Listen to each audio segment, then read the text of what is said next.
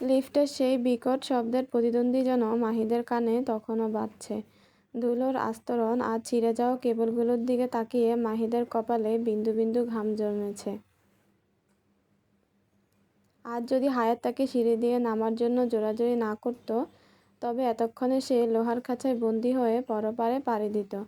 মাহিদ ধীরে ধীরে মাথা ঘুরিয়ে হায়াতের দিকে তাকালো। হায়াত তখনও পাথরের মূর্তির মতো দাঁড়িয়ে, তার চোখে মুখে এক অদ্ভুত শূন্যতা।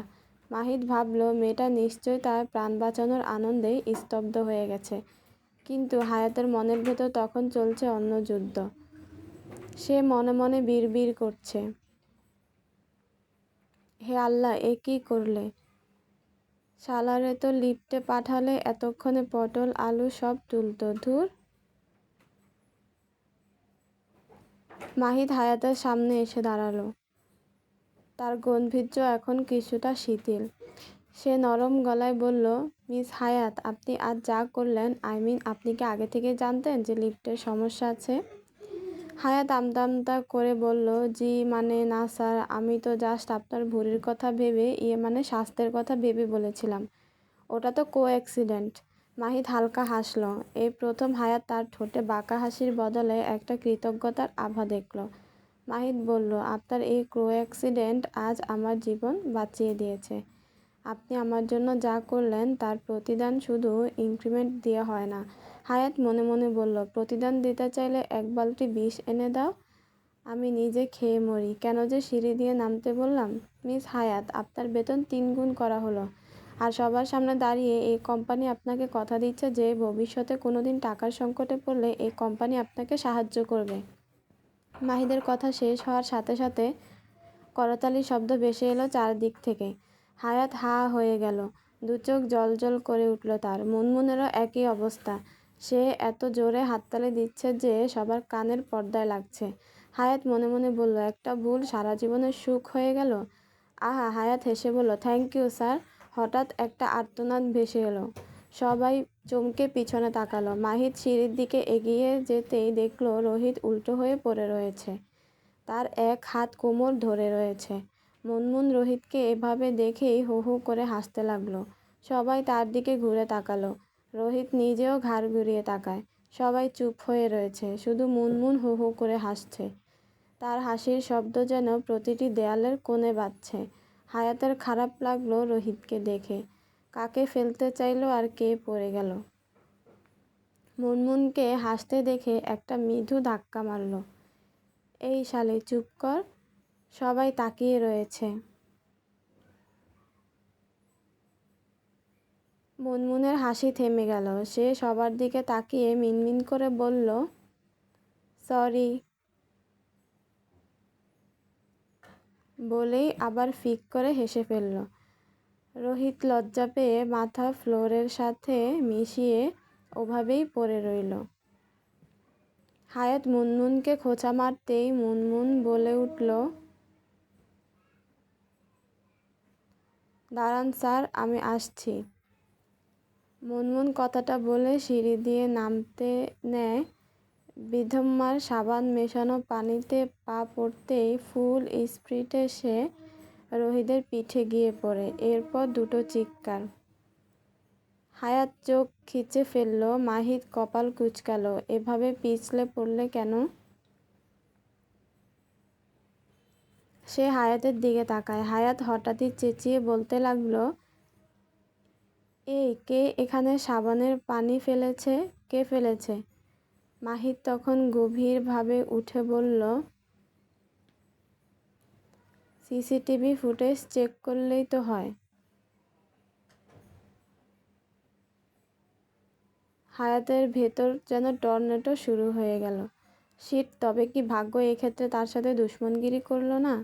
মিস হায়াত, আপনি সিসিটিভি ফুটেজ চেক করুন, এরপর যে এই কাজ করেছে তার মাইনে কাটুন এই মাসের।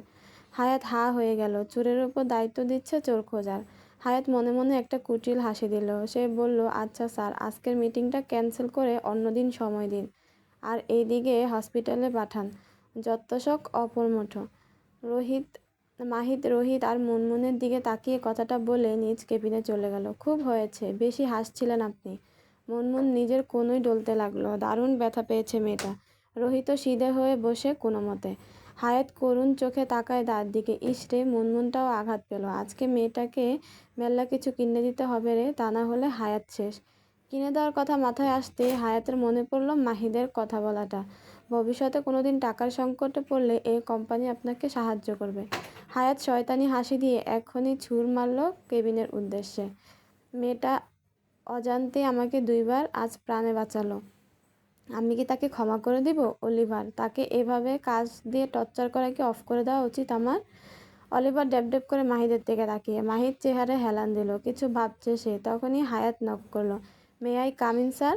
মাহির তখন ভাবনা থেকে বের হলো। নিজেকে ঠিক করে বলল কাম ইন। হায়াত প্রবেশ করলো। মাহির নিজেকে ব্যস্ত দেখাতে ল্যাপটপে কী সব করতে লাগলো। অলিভার হায়াতকে দেখেই মাহিদের পায়ের কাছটায় চেপে বসলো। এখনও সে ওই দিনের আকাশ ভ্রমণটা ভুলতে পারেনি। হায়াত খেয়াল করলো ব্যাপারটা। মনে মনে কুটিল হাসি দেয়। বলুন মিস হায়াত।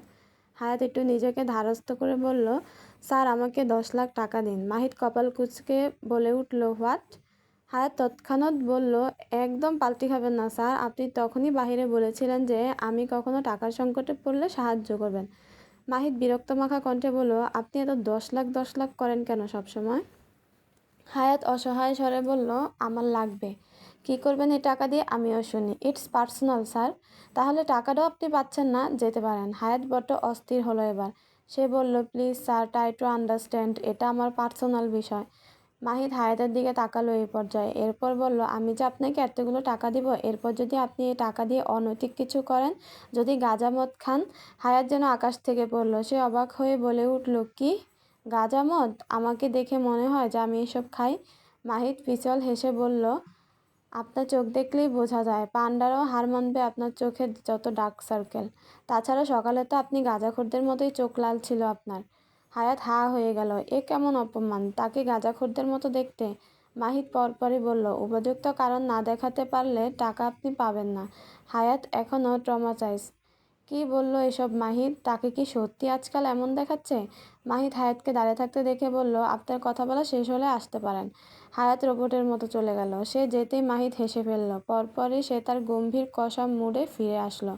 তা না হলে আবার তার জাত চলে যেত যে। অফিস ছুটি হয়েছে। আজ এত দুর্ঘটনা ঘটেছে যে সবার সামনে আজ সন্ধ্যা 6টায় ছুটি হয়েছে। তাও কাজ শেষ করেই যেতে হবে, মাহিদের আদেশ। সবাই গোছগাছ করছে। হায়াত নিকাব পরে ব্যাগটা নিয়ে বেরিয়ে আসলো। বাহিরে আসতে পিয়াস আর রিয়ানার সাথে দেখা। হেই কিউট লেডি, আজকাল তো আমাদের পাত্তাই দিচ্ছ না। পিয়াস বলল কথাটা। হায়াত হেসে বলল, আপনাদের বজ্জাত বস সময়টা দিচ্ছে কোথায়? কাজের পাহাড় দিয়ে রেখেছে একদম। ওরা একসাথে সিঁড়ি দিয়ে নামতে লাগলো। রিয়ানা বলল, কিভাবে আজকে এত বড় বিপদ থেকে স্যারকে বাঁচিয়ে নিলে তুমি? তাও একবার না দুবার। এই যে হায়াত, তোমার স্যালারি অর্ধেক কিন্তু আমার। 3 গুণ বাড়ছে আজ তোমার স্যালারি মিয়া। রিয়ানা পিয়াসের মাথায় চাটি মারল। তোরে দিব কেনে? তুই কোন বাল ফালাইছস? পিয়াস বিরক্ততে চসূচক শব্দ উচ্চারণ করে বলল, মাথা নাড়ায় রিয়ানা। আবারও বলছি, মাথায় মারবি না। রিয়ানা বরাবরের মতো আরেকবার মরল। হায়াত ফিক করে হেসে বলল, রিয়ানা বলল, তোকে ভয় পাই আমি? পিয়াস কটফট করে তাকায় ওর দিকে। রিয়ানা ওর সামনে ঠেলে বলল, আব্বে যা যা চাল। পিয়াস একটা ভেংচি কাটলো মেয়েদের মতো করে। হায়াত হো হো করে হেসে ফেলল। আজকে হায়াতকে একাই বাসা যেতে হবে। সন্ধ্যা হয়ে এসেছে। রিয়ানা পিয়াসের বাইকে উঠে বলল, হায়াত একা যেতে পারবে তো? হায়াত একটু হেসে বলল, জি জি, সমস্যা নেই। রিয়ানা বলল, আচ্ছা সাবধানে যেও, বাই। হায়াত হাত নাড়িয়ে বিদায় জানালো। রিকশার জন্য অপেক্ষা করতে লাগলো। মিনিটখানেক পর একটা পেল, তবে ভাড়া বেশি বলায় সে যেতে রাজি হলো না। হায়াত এক পর্যায়ে বিরক্ত হয়ে সামনের দিকে হাঁটা আরম্ভ করলো। সূর্য ডুবে পুরোপুরি আঁধার নেমে আসলো। রাস্তার ল্যাম্পপোস্টে হলদে আলোয় আলোকিত হয়ে আশেপাশটা। হায়াত হঠাৎ দাঁড়িয়ে পড়ল। অন্ধকারে সে রাস্তা চিনছে না। সে তো রিকশায় বসতো আর কোনোদিন তেমন খেয়ালই করতো না। হায়াতের মনে আছে যে একটা ভাঙা রাস্তা দিয়ে আসে সে, কিন্তু এখানে তো আর দুদিকে 2টা রাস্তা চলে গেছে। হায়াত ভাবলো, একটু হাঁটাহাঁটি করা যাক, রাতে হাঁটার মজাই আলাদা। আল্লাহর নাম নিয়ে সে হাঁটা শুরু করলো। হারিয়ে তো আর যাবে না, ফোন তো আছেই। হায়াত রাস্তাটা দিয়ে যাওয়ার সময় খেয়াল করলো 2-1টা মানুষজন নেই। হায়াত আল্লাহর নাম নিয়ে এবার উল্টো যাত্রা শুরু করলো, কারণ সে খুব ভালোভাবেই বুঝলো ঘটনাটা এত দূর গড়ালো যে হায়াত কিংকমিত হয়ে গেল। একটা লোক তার ব্যাগ ধরে টানাটানি শুরু করলো। হায়াত চেঁচিয়ে উঠল, এই কারা আপনারা, ছাড়ুন আমার ব্যাগ। লোকটার সাথে সে পেরে উঠবে না বুঝলো। সে চেঁচাতে লাগলো, হেল্প, কেউ সাহায্য করুন। অপরজন বলতে লাগলো, তোর কাছে যা আছে তা দিয়ে দে, তা না হলে কোপ বসাবো। লোকটা রামদা উঁচু করলো। হায়াত ভয়ে ব্যাগটা ছেড়ে দিল। লোকটা ব্যাগের চেইন খুলে তাড়াহুড়া করতে লাগলো। মিনিট খায়েক বাদ 2 টাকার একটা কয়েল পেল আর একটা ফোন পেল। লোকটা তার সঙ্গীর দিকে তাকালো। তার সঙ্গী ফোনটা দেখতে লাগলো। উপরের গ্লাসটা ভাঙা, ফোনের কভারেরও বাজে অবস্থা। লোক দুটো হায়াতের দিকে তাকালো। হায়াত অন্যদিকে তাকিয়ে আছে। লোকটা ফোন আর কয়েনটা ব্যাগে ঢুকিয়ে হায়াতের হাতে ব্যাগটা ধরিয়ে দিল। এরপর লোকটা পকেট থেকে 200 টাকার একটা নোট বের করে বলল, রাতে কিছু খেয়ে নিস, তোর তো আমাদের থেকেও খারাপ অবস্থা। হায়াত বুঝতে পারলো না কি বলবে। ডাকাতি করতে এসে উল্টো টাকা দিয়ে যাচ্ছে। কি দিন এলো। হায়াত টাকাটা না দিয়ে কারো কারো স্বরে বলল, 3 দিন ধরে খাই না ভাইজান। ভাইজান লোকটার কথায় কলিজায় লাগলো। সে অপর লোকটাকে বলল, ওকে আরো 500 টাকা দে তো জগা। আমার বুক ব্যথা করছে রে, আমার বোনটার ছবি ভাইসা উঠতেছে ওর মধ্যে। জগা এদিকে ভ্যাঁ করে কাঁদছে। হায়াত ভ্যাবাচিকা খায়। জগা বলল, আমার কলিজা ছিঁড়া যাইতাছে মগা। জগা কাঁদতে কাঁদতে 2-1 হাজার নোট বের করে দিল হায়াতকে। হায়াত মেকি কান্না শুরু করে দিল। ভাইজান, বই না। জগা আর মগা জড়িয়ে ধরতে আসলে হায়াত পেছনে সরে গিয়ে কান্নার শব্দ বাড়ালো। কান্নার মাঝে বলল, আমি পর্দা করি। জগা মগা আর এগোলো না।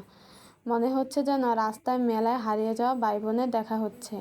হায়াত ওদের কান্না থামাতে না দেখে বলল, আমি এবার আসি। বাসায় অসুস্থ বোনটা একা পড়ে আছে, 3 দিন ধরে খায় না। ওরা এবার ছলো ছলো নয়নে তাকায়। এরপর চোখের পানি মুছে বলল, ভালো থাকিস বোন, ভালো মন্দ কিনে খা যা। হায়াত মাথা কাত করে আচ্ছা বলে। লোক দুটো তার ঠিকানা জিজ্ঞেস করে। তাকে একটা রিকশায় উঠিয়ে ভাড়াও দিয়ে দিল। এরপর রিকশা যখন যাওয়া শুরু করলো, জগা মগা চিৎকুর দিয়ে বই না, হায়াতের আত্মাটা লাফিয়ে উঠল। ভাবলো উত্তর না দিলে খারাপ দেখা যাবে, তাই সে পিছনে ঘুরে 1 হাত বাড়িয়ে চিৎকুর দিল, ভাইজান। রিকশাওয়ালা জিজ্ঞেস করলো তখন, আফা, রিকশা কি থামাইতাম? হায়াত বলে উঠল, এই না, যত স্পিডে পারেন চালান, থামাইয়েন না ভুলেও। রিকশাওয়ালা থতবত খেল। হায়াত এদিকে স্বস্তির শ্বাস ছাড়ল। ভাগ্য আজ তার সহায় ছিল। ভাগ্যিস। সে 3 বার আলহামদুলিল্লাহ পড়ল। পরপরই টাকাগুলোর কথা ভাবতেই ফিক করে হেসে পড়ল। এই একটা জিনিস যেটা সবচেয়ে বেশি ভালো পারে, অ্যাক্টিং। উফ, হায়াত সেরা। হায়াত আপন মনে কথাগুলো বলে হাসতে লাগলো। তবে সে নিজের দুরবস্থার কথা ভেবে লজ্জাই পাবে নাকি বুঝতেছে না। ডাকাতরা ডাকাতি করতে এসে উল্টা টাকা দিয়ে গেল।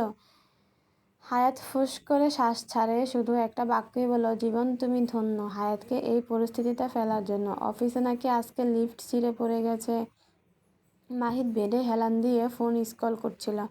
হঠাৎ রবন চৌধুরী আসায় সে একটু কপাল কুঁচকায়। বাবার প্রশ্ন শুনতেই শিথিল হয়ে গেল। সে শুধু বলল, শুধু একবার জানাবে না এই কথাটা আমাকে?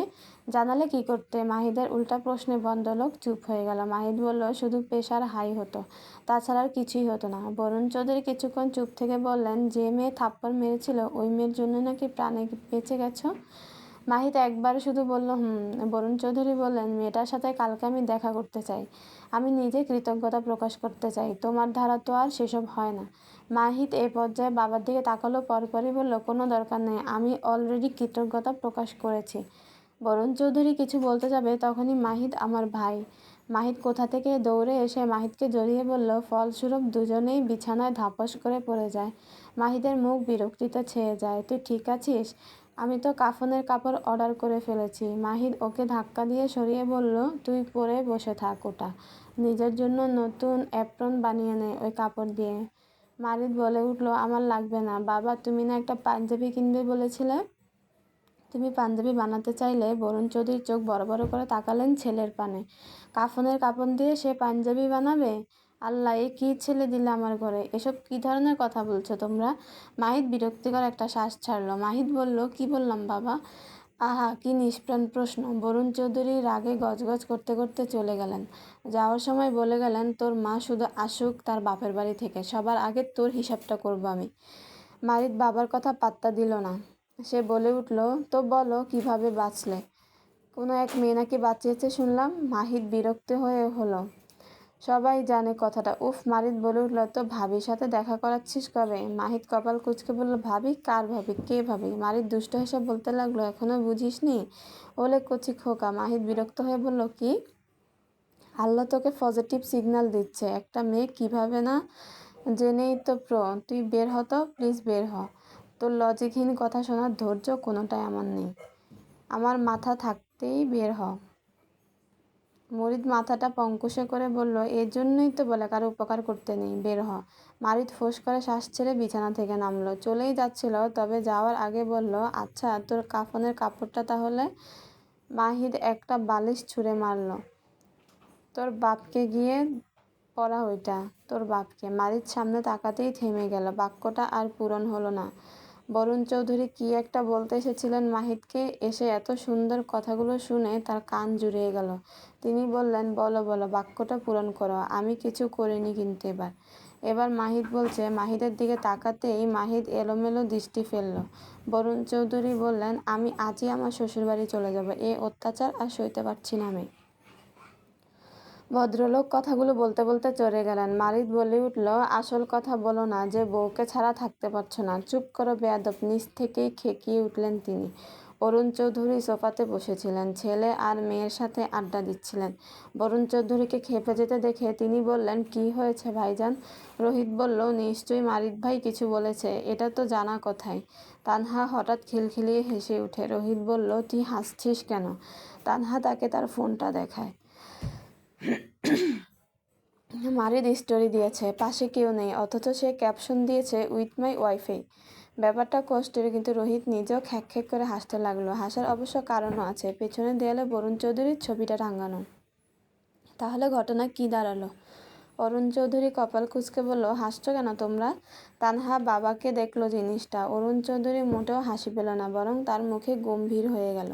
ছেলেটাকে একবার ভালো ডাক্তার দেখাতে হবে। এভাবে আর কতদিন? বরুণ চৌধুরী রুমে যেতে লাগলো। এদিকে তানহা আর রোহিত হাসছে। তবে রোহিত থেমে গিয়ে কিছুক্ষণের মাঝেই কেমন একটা হতাশার শ্বাস ছাড়ল। ভালোবাসা অনেক ভয়ঙ্কর একটা জিনিস রে, ধ্বংস করে দিল এবার মারিদ ভাইয়াকে। তানহাও থেমে গেল এবার। মারিদ সত্যি অতিরিক্ত পাগলামি করছে। এ পাগলামির শেষ